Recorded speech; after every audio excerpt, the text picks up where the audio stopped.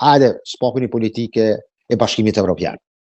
Kjo forma tilla që kanë përdorur edhe Slovenia dhe vendet e vogla, vendet që nuk kanë peshë të madhe, por ne jemi në konsens me atë që ka qëndrim Bashkimi Evropian. NATO është që të shtunën ka pas 77 vjetorin e saj. Në 4 prilim që në 49 formimi i saj. Ditëlindja më e vështirë. Po, më e vështirë, data po. Njeri kur feston një ditëlindje, feston me kënaqësi, por përmend ndoshta që këtë vit ka qenë viti më i lehtë apo më i vështirë apo më diçka mesatarisht këtu. Dhe edhe kështu ka ndodhur, është duke ndodhur me Aleancën Veriatlantike. Mund të jetë provokimi Trumpit në frymën e asaj që shohim deklarata jashtëzakonisht të cilat ndryshojnë ndoshta jo vetëm brenda 24 orë, por ndonjëherë edhe nga paradita në pasditë. Mund të jetë, meqense në mandatin e parë, në 2018 ka dhënë deklarata, është edhe shenja të tilla që Aleanca mund të ta çojë të shkapërder dhe ta ketë fatin e Paktit të Varshavës. Mendoj që mund të ketë dy aspekte. E para, për momentin emocionalisht, Trumpi ka menduar dhe ta fut Aleancën në të ashtu quajtërën citatin e tij lirimin e ngurësisë së Hormuzit. Meqense ngurësisja e Hormuzit ka qenë liruar, ka qenë sanksionuar për disa se ka pas lëvizje edhe gjatë kësaj kohe, edhe sot ka lëvizje të tankerëve me naftë, por mendoj që ka qenë emocionalisht bashkimit të një lloj aleance amerikane kundër Iranit, kësaj radhe nuk ka ndodhur siç ka qenë rasti në 2003 me Irakun. E para është kjo ndoshta një ngutje emocionale në raport për ta goditur NATO-n. E dyta, ndërkohë që ju morët shembull Irakun, Pompeo pak më parë kishte marrë shembull rastin e Kosovës. Po, ose rastin më të freskët kemi edhe të Kosovës, ku Aleanca do thotë së paku në 19 shtete kanë goditur Serbinë. Në atë kohë, po, Republikën Federative të Jugoslavisë të mbetur asaj kohe të vitit 1999. Dhe aspekti i dytë mendoj që është një lloj kthimi borxhi apo ardhja ati momentumit që ti mund të krysh dhe mund të jesh i vetëm pa ne evropianët apo shtetet kryesore, nga se pretendove të na marrësh Grenlandën. Dhe kjo ka qenë ajo politika ndoshta në një mënyrë që ka shkaktuar atë, më them lirisht, një lloj kasafytje në vizionin strategjik dhe gjeopolitik mes Evropës dhe Amerikës. Pastaj kemi ato aplikimet tablet me numra serik dhe bukur të ngritur të tarifave doganore. Dhe kjo tëra ka bërë që pastaj evropianët të thojnë Trumpit rruga mbar. Dhe kjo, mendoj që këto dy aspekte kanë qenë ndoshta momentumi që mund ta fus edhe një element të ri, siç është ajo raportet Unioni Evropian apo Bashkimi Evropian me Kinë. Sepse evropianët dhe vendet më të fuqishme të Evropës filluan të kenë një politikë jashtëzakonisht të pamvarur në raport njëri pas tjetrit në Kinë. Po, filluan të vrapojnë të shkojnë deri te Xi Jinpingu. Edhe India kuptohet, nga një vend që ka treg jashtëzakonisht interesant për evropianët, por edhe për e kundërta për palën tjetër. Dhe kjo tregon që kemi hyrë në një dallim të madh të këtij fragmentimi evropian-amerikan. Dhe kjo pastaj paraqet edhe për arkitekturën e sigurisë problematik në këtë rast që është Aleanca. Mendoj që nuk do jetë ndoshta një veprim i shpejtë, shumë strateg dhe ekspert të njohur të armën e NATO-s se vënë pak a shumë në dilemë. Po që se kemi një mbrojtje separate, një organizim dhe një fuqi ushtarake evropiane, e cila flitet më të madhe që do të vije në shprehje, do ta merr të jetë një lindje e re, një fëmijë i cili mendon të rritet dhe të bëhet i fuqishëm me një buxhet fillestar 800 miliardësh për t'u afruar bilionit. Dhe kjo tregon për konfianin për forcat evropiane.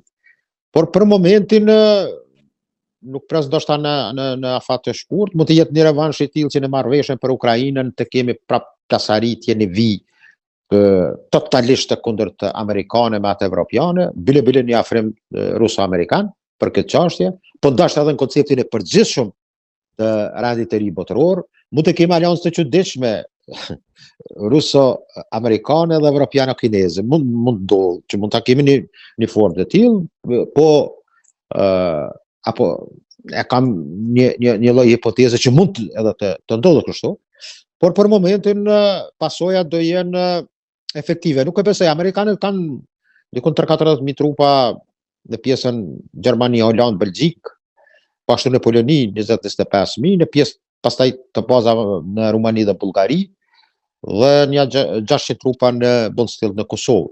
Në këtë rast, po përmeni qëllimisht, mendoj që edhe tërheqja e trupave amerikane nga pjesa dikun qendrore dhe perëndimore e Evropës do të ketë një lloj pozicioni strategjik me bazat që nga Turqia, që do jetë pak pikpyetje për të ardhmen, por në Greqi dhe besoj në bazën Bonstill dhe edhe në Shqipëri do ketë një koncentrim më të madh për interesin dhe navigimin edhe të lindjes së mesme, por edhe të kësaj pjese që është... Pra, Shqipëria këton në gjykimin tuaj në të ardhmen bazat, nuk po them shpërblen këta besnikët që i qëndruan, po shton bazat në Ballkan. Jo, është interes jashtëzakonisht vital për amerikanët që navigimin e tillë për çdo proces qoftë geostrategjik apo edhe ekonomik, është më rëndësi që në jugun në Evropën Juglindore të ketë që nga Bullgaria, Greqia dhe këtë rast, po thamë, edhe baza Bonstill këtu të nejnë e Kosovë. Mund ta themi një vendosje komande në këtë rajon. Po, besoj që nuk do ketë lëvizje, edhe pse zoti Balla, shpresa është e mirë, po shpresa nuk është strategji. Të shpresosh është gjë morale, por strategji nuk është, spaku strategji nuk është. Tash ne kemi hyrë në këtë radhë ta përmendim këtë si që shpresojmë. Na kanë dhënë shpresa sepse ne vetëm deklarata po shpallim nga Tirana, Po, absolutisht, dhe kjo mendoj. Mirë, deklaratat tona atu ku ka korrupsion të madh dhe oligark të mëdhenj të pushtetit politik. Atyre që merren dhe i kanë hyrë këtij zanati, kemi ardhur në një situatë të çuditshme. Do thotë, ata të korruptuar dëshirojnë që doherë një lloj amballazhi ta kenë Amerikën. Jemi pro-amerikan, jemi në politika shtetërore brenda vendit ka bë ta quaj tortura ekonomike, psiqike dhe shoqërore jashtëzakonisht negative. Dhe kjo besoj që mund shifet, sepse njerëzit e fyjnë inteligjencën kur e paramendon ndryshe. Por mirë, kjo është tjetër temë, janë ato problematikat të brendshme që do vijojmë edhe fatkeqësisht edhe për shumë vite. Pra, amerikanët mendojnë që këtë pjesë të Evropës Juglindore të kenë disa pika ku janë jetike për to, dhe sidomos Mesdheu, Adriatiku dhe Mesdheu është jashtëzakonisht joshës, sepse përbën vendet me ujëra më të nxehta, të cilat janë interesante, por edhe nga pozicioni i geostrategjisë dhe geopolitikës atij vendi. Ndoshta një Hormuz i dytë Mesdheu. Zoti Bilali, do ta mbyllim me situatën këtu. Tani ju e bët një përshkrim, por edhe ndoshta pak më të detajuar, duke pas parasysh Kosova në krizë të vazhdueshme. Në krahun tjetër Serbia vleu raketa furnizim kineze të tjera. Në Maqedoni kemi situatë të tensionuar. Në protestë më parë, çështja e gjuhës shqipe edhe një herë aty, vazhdon problemi. Mickovski tha që ka njoftuar aleatët se BDI-a po bëhet gati për një destabilizim. Pra, konflikti etnik. Situata nuk është e qetë në rajonin tonë. Ndoshta si gjithmonë pret në një shkëndij për të marrë më tej. Ju shikoni rrezik apo është një furtunë në gokë? Tentativë më duket për provokuese për momentin, jo për të ardhmen mund të jenë rreziqe reale.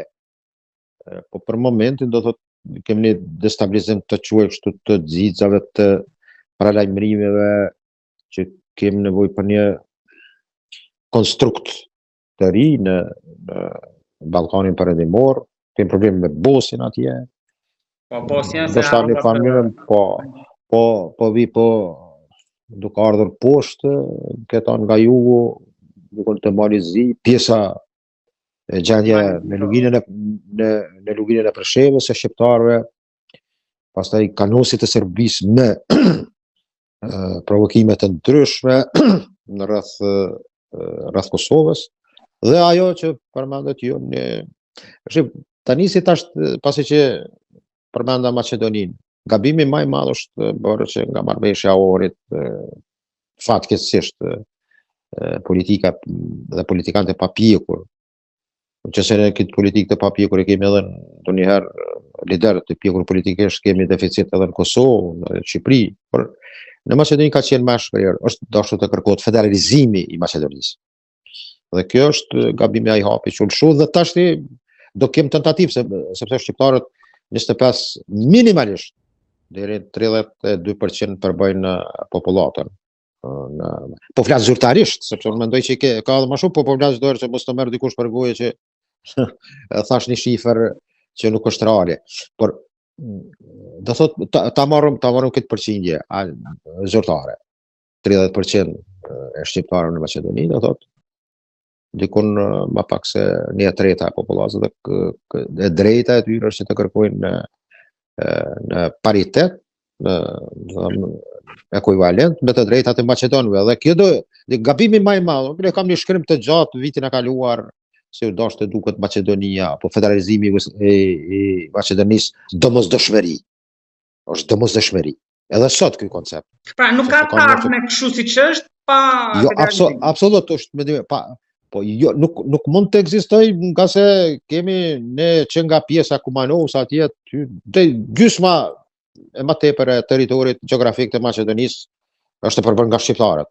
Dhe është pa logjikshme që në hisën tonë atje që kemi obor të hynë të thot një fqi që tash unë mund të sundoj këtu, apo mund të jem ai që menaxhoj këtë pjesë tonë. Kur të kesh hajde një lloj, mund të them, prone të përbashkët, ku realisht i zotnon afër gjysmën e saj. Dhe kjo mendoj që ka qenë një politikë jashtëzakonisht e gabuar e leadershipit, i cili ka qenë ndikuar nga Tirana dhe Prishtina. Të drejtën. Më shumë dëm ka bërë të dyja në Maqedoni se sa mirë. Kanë bërë më shumë dëm. Shumë ke drejt. Më shumë kanë bërë të dyja palët kanë bërë dëm, sepse kanë tentuar që ta kenë krahun e vet, njerëz të vet. Jo, është e çuditshme për shembull. Të ne mi pas njerin tën atje që po çfarë kuptimi ka kjo? Duhet